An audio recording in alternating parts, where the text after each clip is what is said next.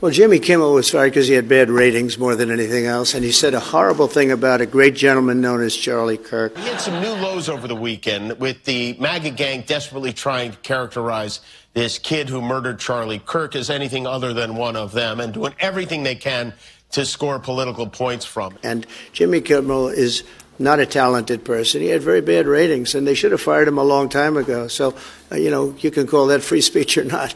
He was fired for lack of talent. Now, after Trump said this, some people started pointing to what Tucker Carlson said, claiming it sounded like he was calling Trump and his team out directly. I'll let you hear it for yourself. You hope that Charlie Kirk's death won't be used by a group we now call bad actors to create a society that was the opposite of the one he worked to build. You hope that.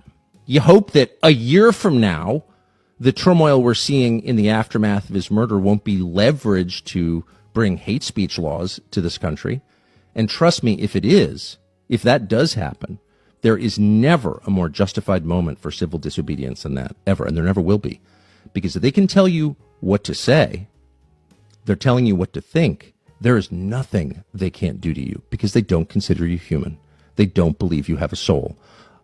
A human being with a soul, a free man, has a right to say what he believes, not to hurt other people, but to express his view. Here's the thing. What Tucker just said is true, and it explains why people believe he was sending a message not only to the public, but maybe even to Trump and his team. Tucker is basically saying, don't take Charlie Kirk's death and twist it into a weapon against free speech. Don't use his name, his legacy, or the tragedy of his murder to push laws that will silence the very people Charlie fought for. He laid it out plain. If hate speech laws come to America, that's not just about words, that's about control. If they can tell you what you're allowed to say, they're also shaping what you're allowed to think. And once they've done that, there's nothing they can't do to you. Because in their minds, you're no longer a human being with a soul, you're just something to be managed. That's why Tucker said civil disobedience would be justified. Because when freedom of speech is gone, everything else eventually falls with it. And Charlie Kirk's life was built on the idea of a free society, where people could speak boldly and openly, without fear of being shut down.